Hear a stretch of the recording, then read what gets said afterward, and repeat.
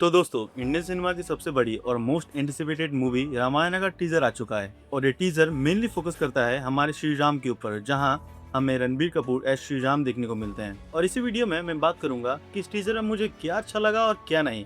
क्या है मूवी आदि पुरुष को टक्कर दे पाएगी, या फिर ये एक इंडियन सिनेमा के लिए गेम चेंजर साबित हो सकता है, या फिर सबसे बड़ा गैम्बल। देखो, मैं इस वीडियो में रामायण की कहानी क्या होने वाली है ये नहीं बताने वाला, क्योंकि हमने बचपन से ही रामायण की कहानी पढ़ी और देखी है। जैसे महर्षि वाल्मीकि जी या फिर गोस्वामी तुलसीदास जी की लिखी हुई रामायण, या फिर दूरदर्शन में आने वाली हमारे प्रेमानंद सागर जी की रामायण। ये सब हमने बहुत अच्छे से देखी और पढ़ी है। मगर जहाँ टेक्नोलॉजी इतने आगे बढ़ गई है और हमें GOT, Lord of the rings जैसे ऑसम शोज देखने को मिल रहे हैं, फिर भी हमारे पास उस लेवल का विजुअल या फिर उस लेवल का स्केल मैच करने के लिए कोई शो या फिर मूवी क्यों नहीं। जबकि मेरे हिसाब से महाभारत रामायण की कहानियाँ दुनिया में लिखी गई सबसे best return story and screen play है। मगर ये भी सोच के देखो कि इतने बड़े स्केल और इतनी बड़ी कहानियों को एक बड़े पर्दे पर उतारना कितना हार्ड काम है। और अभी नमित मल्होत्रा की ये वाली मूवी रामायण उस लेवल का टच करने का बहुत ज्यादा पोटेंशियल रखती है, क्योंकि रामायण के दोनों पार्ट्स का लगभग बजट है 4000 करोड़ रुपए। और अगर आप लोग नहीं जानते तो ये किसी भी इंडियन सिनेमा के लिए बहुत ज्यादा अमाउंट है। और अगर आप लोग ये भी नहीं जानते कि नमित मल्होत्रा कौन है, तो ये रामायण मूवी के प्रोड्यूसर हैं और इनकी एक छोटी मोटी VFX कंपनी है। और इन्होंने पता नहीं कितने ही ऑस्कर्स या फिर छोटे मोटे अवार्ड जीते हैं, मुझे एक बार कमेंट में बताना। तो मगर पता नहीं क्यों कोई मुझसे कह रहा था कि भाई देखो, अगर रामायण मूवी बनानी है तो करीब 600 से 700 करोड़ में मूवी बन सकती है। और इसी से मुझे याद आया the elephant in the room, the great great great आदि पुरुष की। देखो, रामायण जो कोई भी है, लेकिन वो आदि पुरुष के लेवल को कभी भी टक्कर नहीं दे पाएगी, क्योंकि वो मूवी एक एग्जांपल है कि कुछ भी बना लेना, लेकिन आदि पुरुष जैसा बनाने की कभी सोचना ही मत, क्योंकि भाई वो अलग लेवल का बंदा है। देखो, ये मूवी सालों में या फिर मैं कहूँ कि सदियों में एक बार आती है। तो देखो, बात यहीं पे खत्म। रामायण और आदि पुरुष को कभी भी हम एक साथ पे रख ही नहीं सकते, क्योंकि आदि पुरुष बहुत लेवल ऊंचा है और रामायण बहुत लेवल नीची है।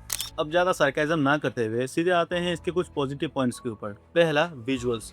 भाई इसके कुछ कुछ फ्रेम्स इतने ज्यादा सुंदर है, इतने ज्यादा सुंदर है, मैं नहीं बता रहा कितने सुंदर, क्योंकि भाई मेरे हिसाब से इंडियन सिनेमा में अभी तक इतने ज्यादा सुंदर फ्रेम्स मैंने नहीं देखे। दूसरा, रणबीर कपूर, क्योंकि भाई हमें जो श्री राम के लिए एक शांत तेज चेहरा चाहिए था, रणबीर कपूर उस पर पूरा फिट बैठ रहा है। और मुझे बताने की कोई भी जरूरत नहीं कि रणबीर कपूर कितना बढ़िया कर सकता है श्री राम के रोल पे। तीसरा, मूवी की फील।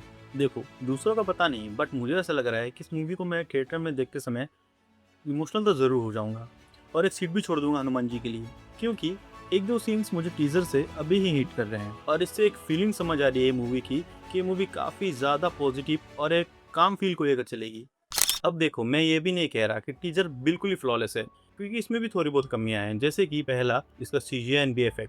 मुझे पर्सनली एक दो सीन छोड़कर बाकी सारे जो सीन्स दिखाए गए हैं वो काफ़ी ज़्यादा फ्लैट लगे, स्पेशली जहाँ जहाँ CGI क्रिएचर्स एंड मॉन्स्टर दिखाए गए हैं। अब मैं ये भी नहीं कह रहा कि मुझे CGI एंड VFX के बारे में बहुत ज़्यादा पता है, बट आप लोग खुद ही देखो ना, ये सीन्स किसी गेम के ट्रेलर्स नहीं लग रहे। और जब D-NEC बाहर की मूवीज पे काम करता है तो हम असली और नकली में फ़र्क नहीं बता सकते, बट वहीं जब बात हमारे यहाँ की आती है तो हमें अचानक से डिफरेंस दिखने मिल जाता है। ऐसा क्यों?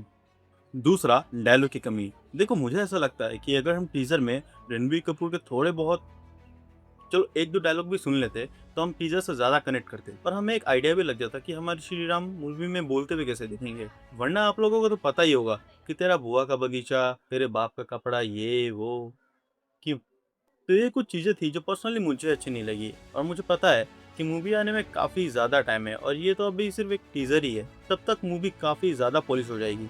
बट हमें पता है कि ये मूवी करीब 1-2 साल पहले से बनती हुई आ रही है और इस मूवी का बजट इतना ज्यादा हाई है कि ये मूवी सिर्फ इंडिया से तो अपना प्रॉफिट रिकवर नहीं करने वाली।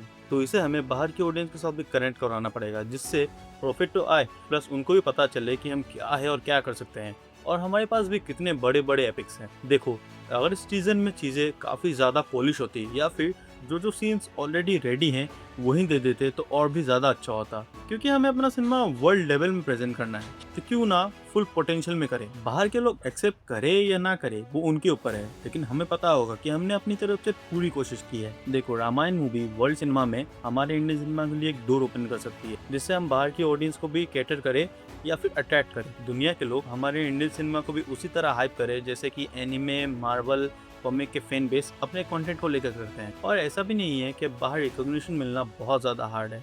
ट्रिपल आर, बाहुबली से मूवीज प्राइम एग्जाम्पल है। तो यही था आज के वीडियो में। रामायण को लेकर अपने थॉट्स कमेंट सेक्शन में जरूर बताना, और अगर सच में वीडियो अच्छी लगी तो इसे लाइक और शेयर तो जरूर करना, और जाते जाते चैनल को सब्सक्राइब करना बिल्कुल भी मत भूलना, क्योंकि आने वाले मूवीज ट्रेलर्स के डिस्कशन और भी ज्यादा डिटेल्ड और मजेदार होने वाले हैं।